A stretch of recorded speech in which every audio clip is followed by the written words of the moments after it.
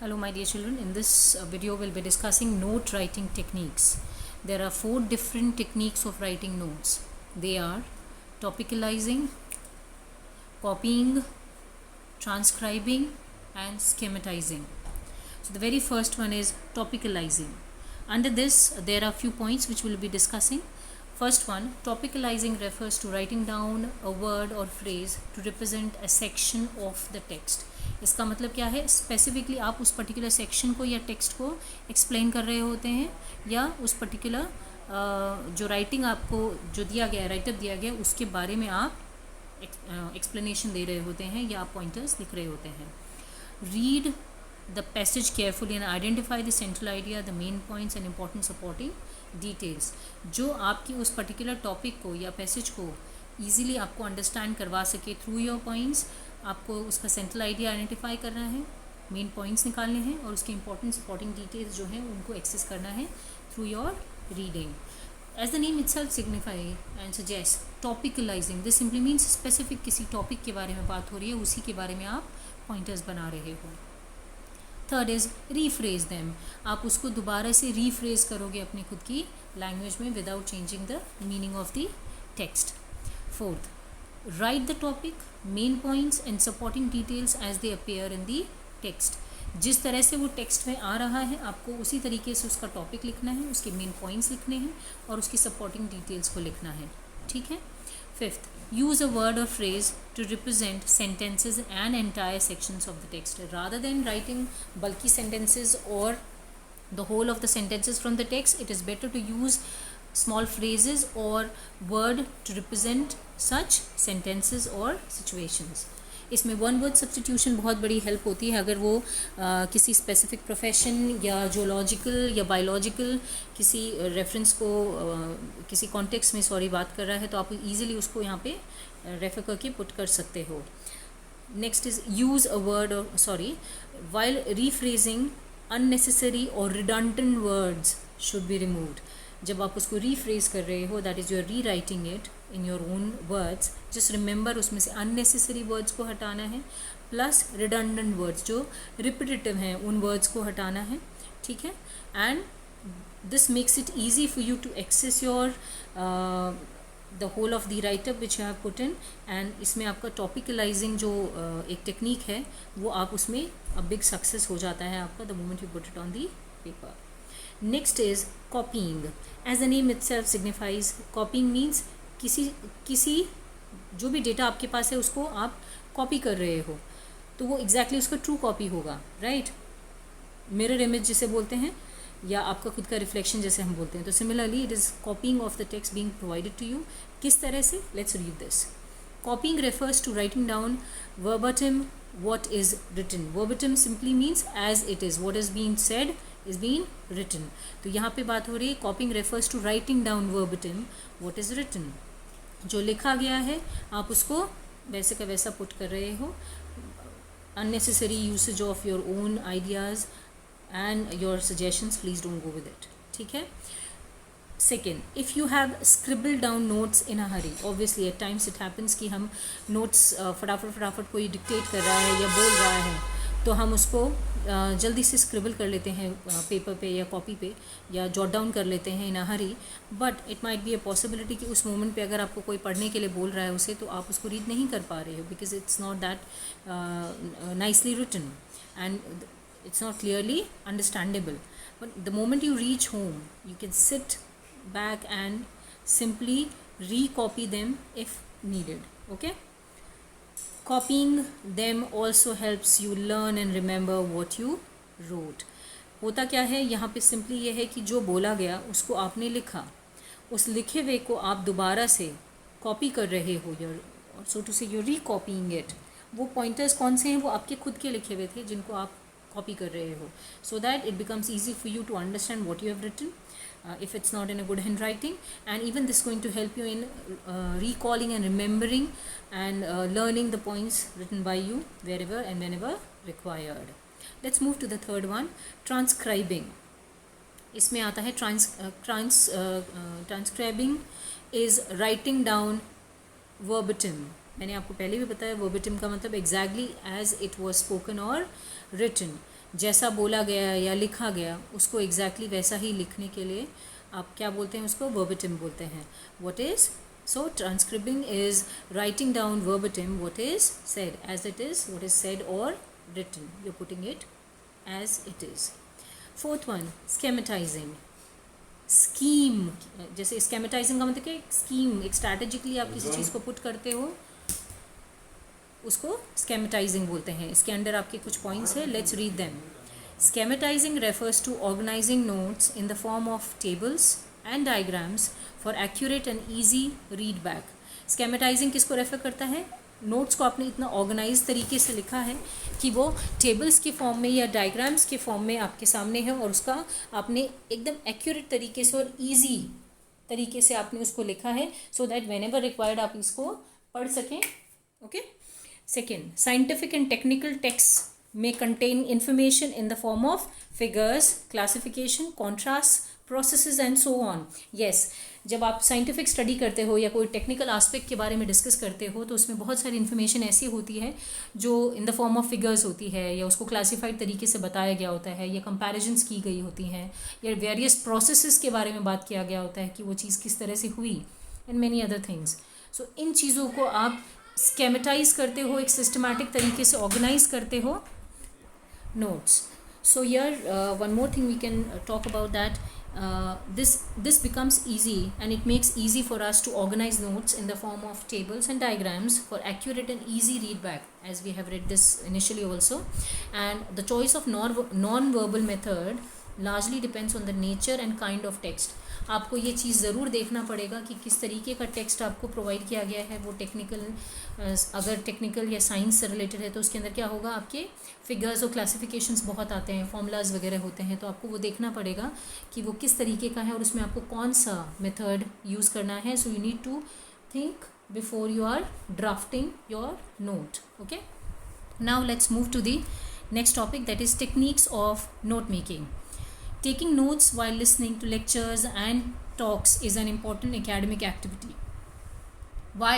Because lectures में आपको सिर्फ सुनना होता है, और उसके बाद में जब आपको कोई क्वेरी है या कोई डाउट है तो आप क्या करते हो, you again pose a question to your teacher. Okay. So ये एकेडमिक एक्टिविटी क्यों बताएगी, क्योंकि रेगुलर बेसिस पे होती है और इसी पे 1-to-1 है ये.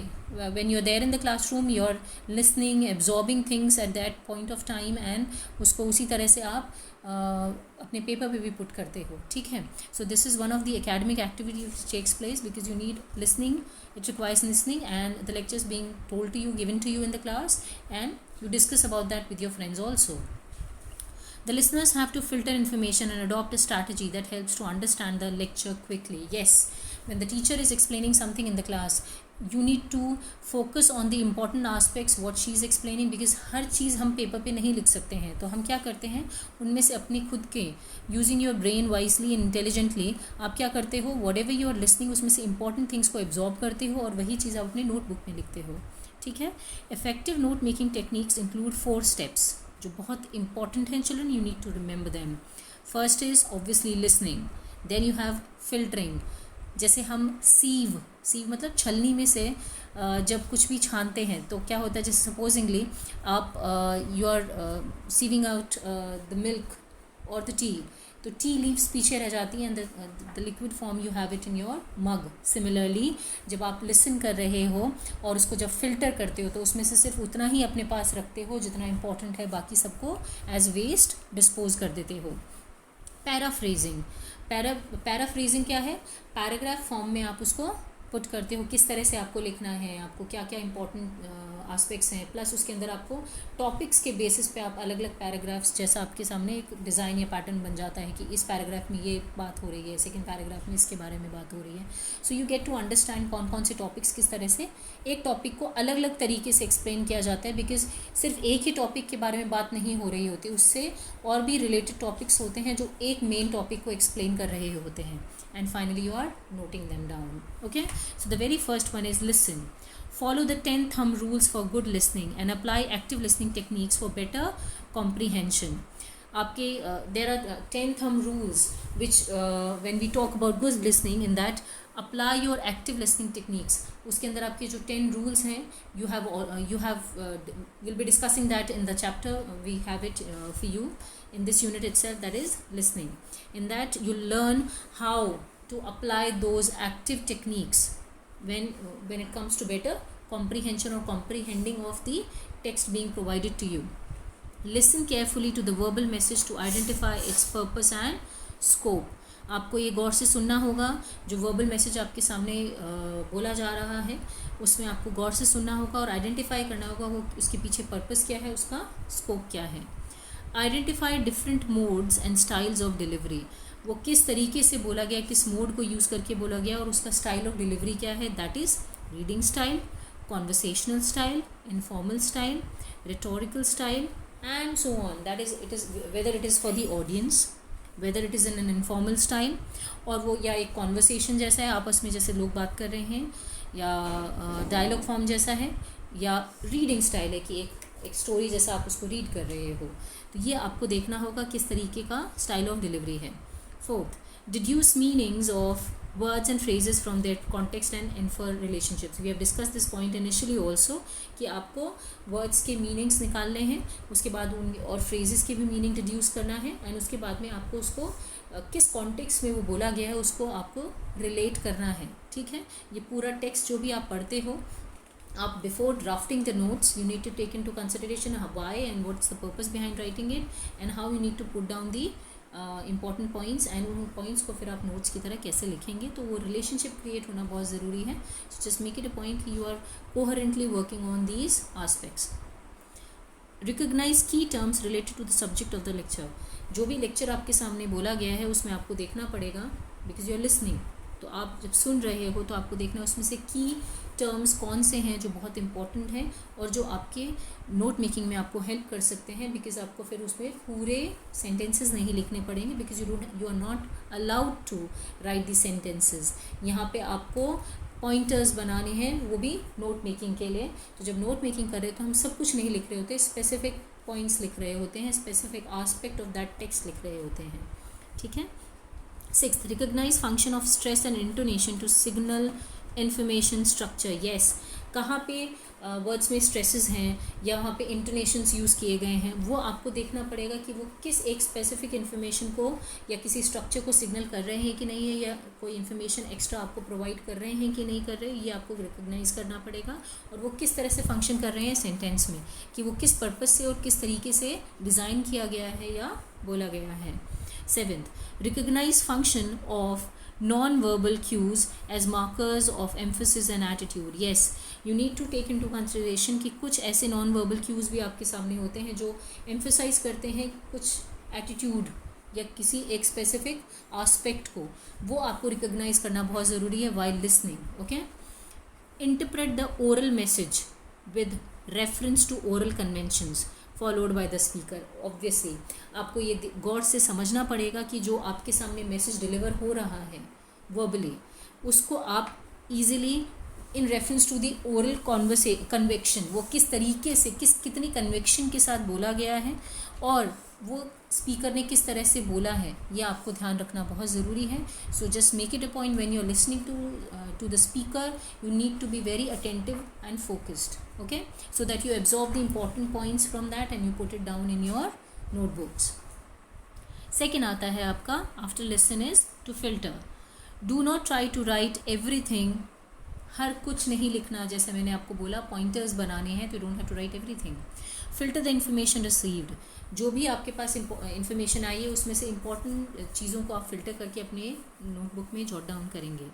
Concentrate on verbal signposts to recognize the organization and main points of the message. आप इसके अंदर concentrate करेंगे कि verbally जो important aspects को deal किया गया है बोलते टाइम, वही चीज़ आप jot down भी कर रहे हो and main points of the message, so that आपका बहुत bulky ना हो जाए जो notes आपने बनाए हैं और specifically आप important aspects पे और points पे ही focus कर रहे हैं.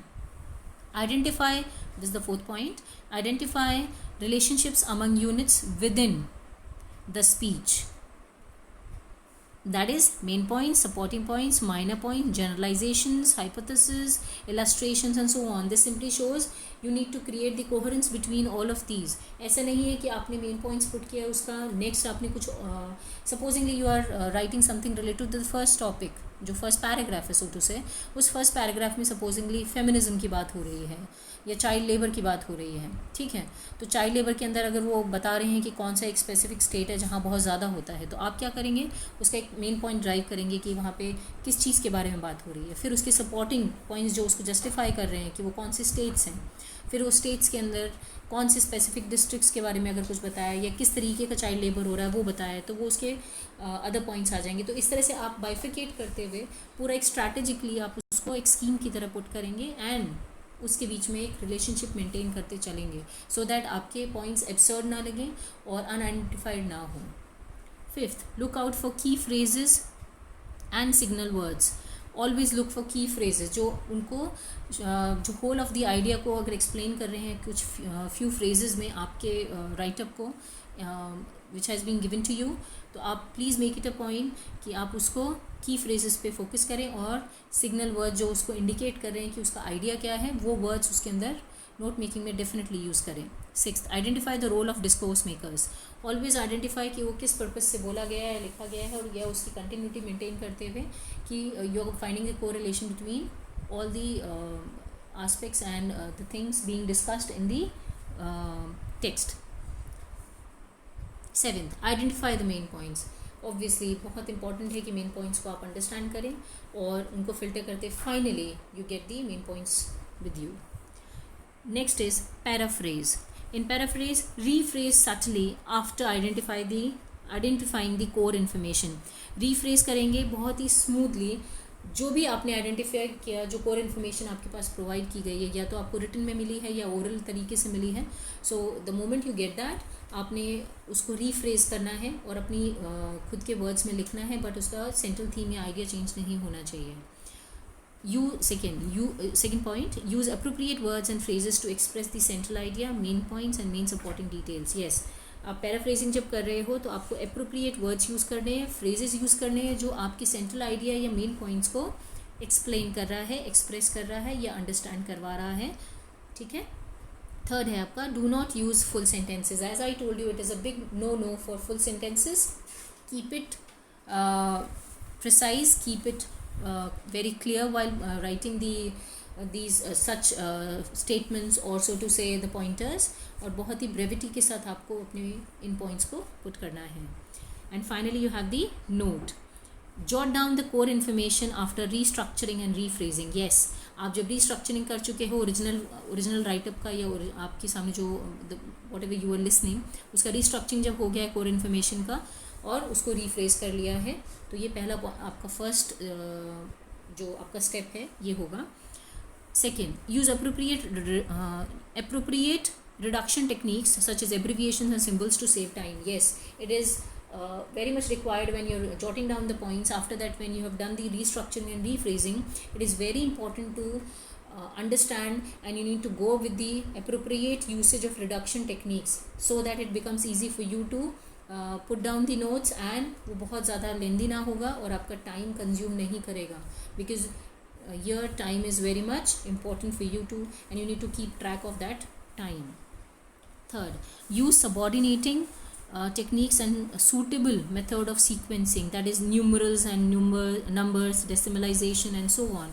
आपको सबऑर्डिनेटिंग टेक्निक्स का यूसेज करना है और आपको ये अंडरस्टैंड करना है कि आपका जो आपको लिसनिंग टेक्निक्स जो यूज़ कर रहे हो या लिसनिंग आप कर रहे हो, ओरल मेथड जो आपके सामने वर्बल मोड ऑफ कम्युनिकेशन है वो, या फिर आपके पास में कोई रिटन राइटअप जैसा या टेक्स्ट आपको प्रोवाइड किया गया है, तो आपको ये ध्यान रखना है कि कौन सा सूटेबल मेथड होगा जो उसकी प्रॉपर सीक्वेंसिंग कर सकेगा और आपके न्यूमरल्स को या नंबर्स को या डेसिमलाइजेशन को प्रॉपरली पुट करने में हेल्प करेगा. So you need to be wise enough and intelligent enough to understand this. Fourth, use note cards और notebooks to record notes. Yes, you need to maintain small note cards और notebooks ताकि आपके records in future भी use किए जा सकें. तो वो आप अभी in present अगर if you're writing something or you're putting down something तो आप उसको purposefully कर रहे हो as I told you. तो that purpose is to be solved by simply putting down properly somewhere in such a place where you can anytime refer to. Okay, in the next video we'll be talking about types of note making. Thank you.